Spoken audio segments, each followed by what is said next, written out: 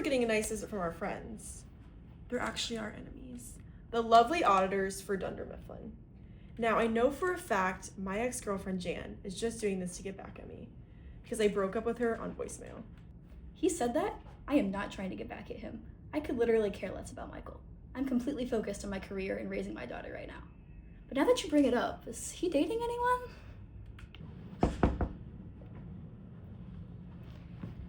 Hey Michael, do you have a second? Pretty busy right now, but fine.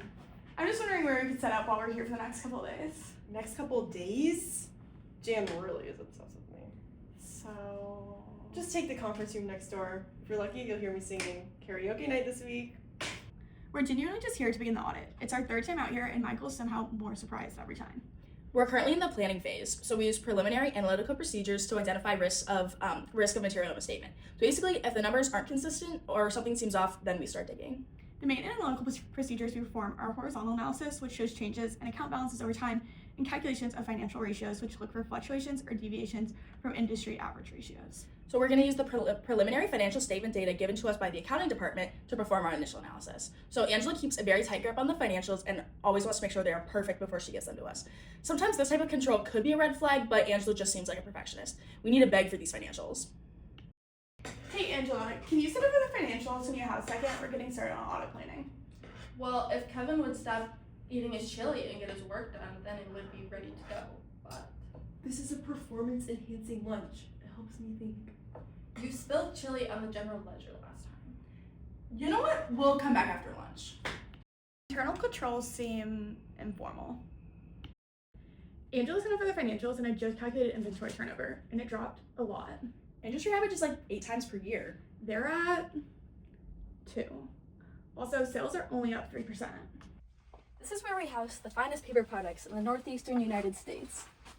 So is there a reason why you're giving us a tour of the warehouse? As assistant to the regional manager, I took over warehouse operations because Michael says I earn more responsibility. I'll probably get promoted to assistant regional manager and take Jim's spot if I do a good job. Right. Can we just count the inventory? Of course, everything in the books you'll see in these boxes. Please tell me you're not going to make me count each individual piece of paper. I cannot get a paper cut. I have karate tonight. No. We just want to see inside.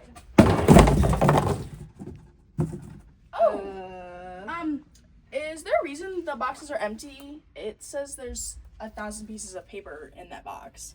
That's premium invisible ink paper. Thanks to me, Dunder Mifflin is differentiating itself with exclusive office supplies. Right. Okay, fine. I wanted the warehouse to look full and intimidating for my promotion this year.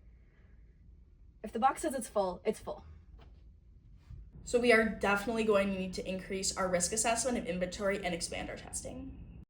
Okay, let's move on to payroll analytics. Total payroll expense increased 10%. Headcount only increased by 1. There also weren't any bonuses or raises this year. That's mathematically suspicious. Darren seems to be the new hire. He's listed as warehouse staff, but there's no federal tax withholdings or 401k contributions associated with his employee ID. His salary is double the average for the company. Also, isn't Dwight now in charge of the warehouse? I didn't even think there were any warehouse staff. Darren is listed as one. When payroll increases without a change in employee headcount, documented raises, or approved bonuses, we look for duplicate payments, ghost employees, or unauthorized raises. Hey Toby, we had a few questions about some employee records and payroll authorizations. Okay, no one ever asked me anything. Technically, I'm in HR, which means I'm responsible for employee records, but people here just kind of do whatever they want. I try to keep people in line, but Michael just says I'm killing the fun, whatever that means. So we noticed that there's a new employee on the payroll named Darren. Do you have any supporting documentation for his hire? Let me see. Can't seem to find anything on Darren. Why are you guys even talking to Toby? He's not even a part of this company. He works for corporate. I am part of this company. Don't trust anything he says. He's the silent killer of fun. So Toby, have you ever met or seen Darren? No, but I mean, he could work here. I work in the back here because I'm not part of the company and I'm part of corporate, but. So were you ever planning on looking into this, or? I mean, I told Daryl to look into it, but I just don't know if he's ever gotten around to it. Okay, we'll go talk to Daryl and see if he's found out anything. Okay. Daryl, we saw you went to HR and worked to hire new employees. Do you know anything about this new hire, Darren? Darren, yeah, he's the best. Chosen myself to fill my shoes. Wait, I thought Dwight was the only person that worked in the warehouse. No, there's Darren too. Toby said he's never seen him before. Where does he work? Remote. How would he work remotely if he's warehouse staff? Virtual inventory? You're literally a paper company. Let's just go down to the warehouse and talk to Dwight and clear it up.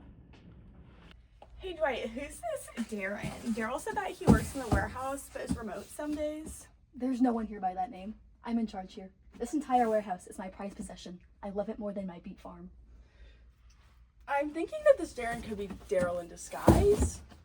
We need to talk to Toby. Michael better not have hired out anyone behind my back. He said this was my chance to prove myself. He said he believed in me. Toby, can you pull up the banking information for the employees? We want to look at the direct deposit information and compare Daryl and Darren. Sure. Here you go. Wait, they have the same direct deposit information. Daryl must have created Darren as a new employee so he'd get 2 paychecks. Yeah, I did it. My daughter wants a pony. This is a classic example of a ghost employee, when someone creates a fake employee in the system and redirects the payments to themselves. It's why controls like payroll authorization, employee verification, and separation of duties are crucial. The lack of separation of duties is an internal control deficiency. When employees have too much control over certain functions, it allows for the opportunity of fraud. So let me get this straight. Daryl created an imaginary friend and paid him? Yes. That is the most creative thing anyone has ever done in this office. He committed fraud. Right, creative fraud. And Dwight did what exactly? He signed off on inventory that doesn't exist. So, invisible paper. Yes. That's innovation. During the planning phase, analytical procedures helped us identify unusual trends in both inventory and payroll. Those red flags guided our audit focus. They led us to uncover unsupported inventory balances and the ghost employee scheme. This highlights why analytical procedures and strong internal controls are critical in preventing and detecting fraud.